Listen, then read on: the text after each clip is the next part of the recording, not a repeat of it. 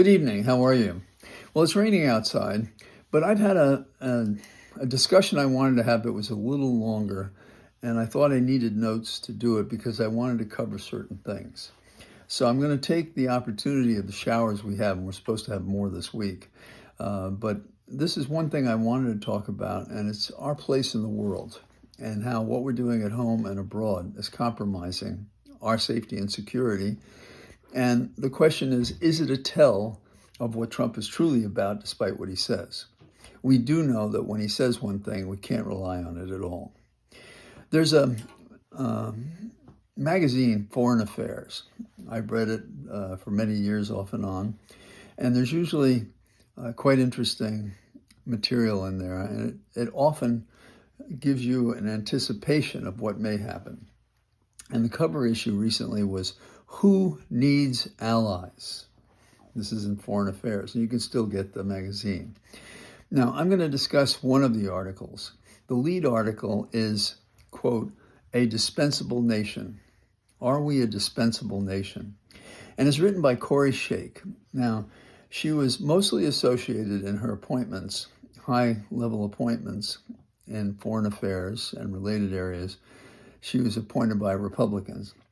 But she supported Biden in recent memory, and she opposed Trump's foreign policy. And if she has a criticism of Biden, it is that both Biden and Trump didn't follow the recommendations, not just she had, but other members of our foreign policy group. Now, she doesn't say it, I say it, and that is that her analysis leads me to think Trump is taking us down as a nation. And we know that there's nothing beyond him who that would hurt us or harm us. And he's not just taking us down because he's incompetent, because of all the various character defects he has. He's taking us down because he's intending to do so. And, people can posit whether he's the agent of the KGB, leader of Russia, Putin. But whatever the explanation, it is clear that appears to be his objective. Now, if you remember Trump's first inauguration and everything since in this regard, Trump keeps running down our nation. He says the United States is a failure. It's exhausted. It's weak. And it's ruined. He makes President Carter's old malaise speech sound like a rallying cry. Trump has ignored the post-World War II policy of cooperation, not coercion, cooperation. That is how we dealt with things after World War II. And we were in a position to help others, and that help became cooperation and became the bonds, the binding promises, agreements, and history together that allowed us to have some world order. Now, Corey Sheik quoted another expert in the field, Michael Beckley, who argued the United States is becoming, and now I quote him directly, a rogue superpower, neither internationalist nor isolationist, but aggressive, powerful, and increasingly out for itself. Now, I make this amendment to Beckley's statement. He says, itself. I replace as the identifier of these characteristics, Trump. In other words, not the nation, not the personality, non-nation category, but Trump himself, as all checks and balances recede before him.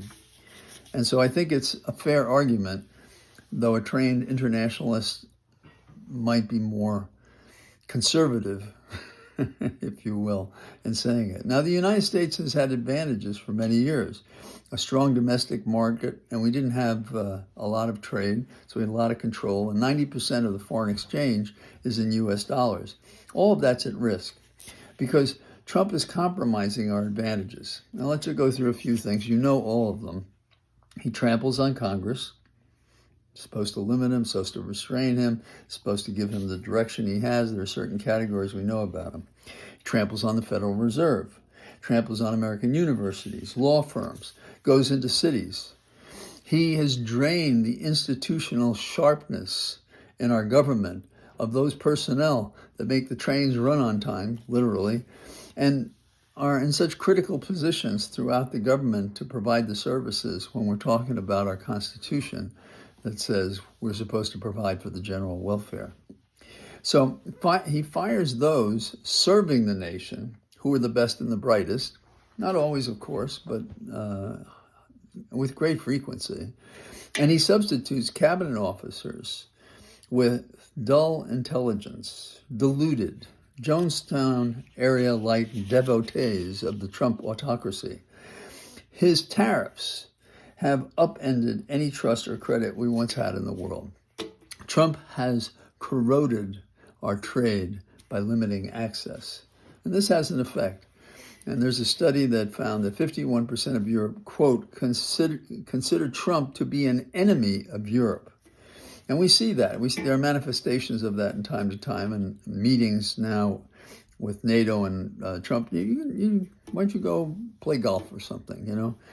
And it's not that obvious, but it's close. Now, what is the counterforce to this? Because in politics, a vacuum in leadership, that's something to exploit. And so we have China, Iran, North Korea, and Russia growing closer, having meetings together, doing things together, including what they're going to do about trade. Now, our allies in the region, say South Korea and Japan, are considering what they should do if they can't rely on us. And they're looking at other markets. We need Tokyo and Seoul. That's what we need. So we can't go giving it away, particularly in a world that doesn't just stand still. Heraclitus says change is everlasting, unavoidable, and it sure is. And it's in a small planet as we've become because of electronics and people and communications and every other thing. We cannot ignore and cannot isolate ourselves in that world. There's a spectrum, of course, from isolationism to intimately involved in everything. But we're kind of, without reason or rationale, depriving ourselves of those connections.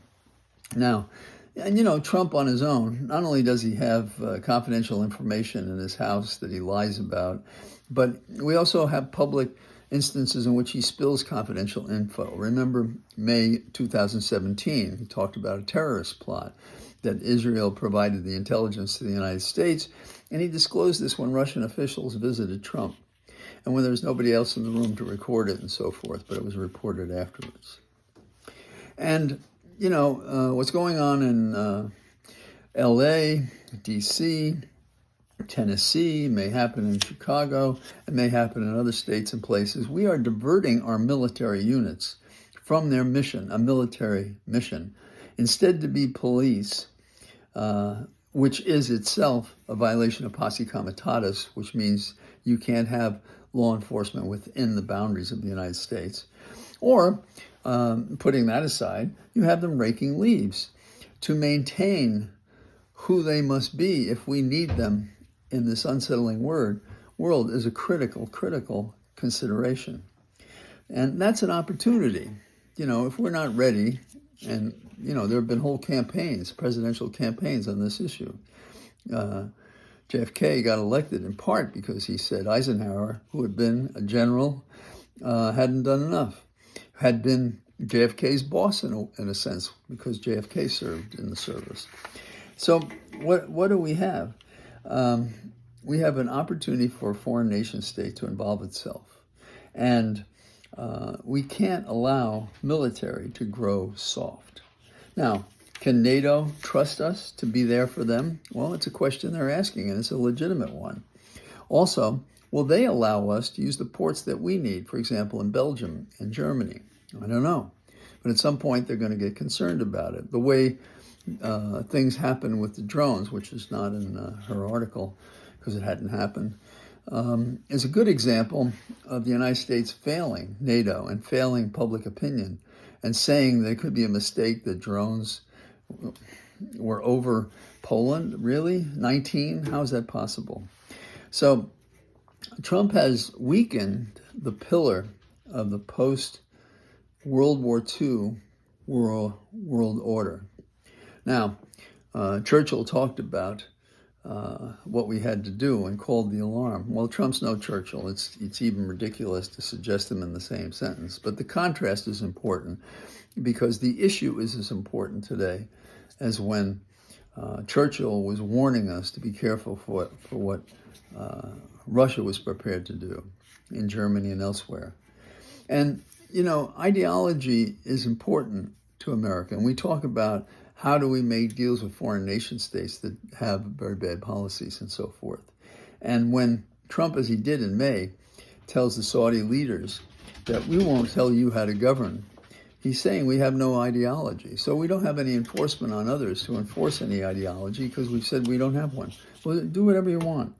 And this is the character of a man who's been a businessman, and the only thing that matters to him is the bottom line. Now the only thing that matters to him is the bottom line, his power, his access to that money and power, and anything else that he desires to have. And there are no limitations for him.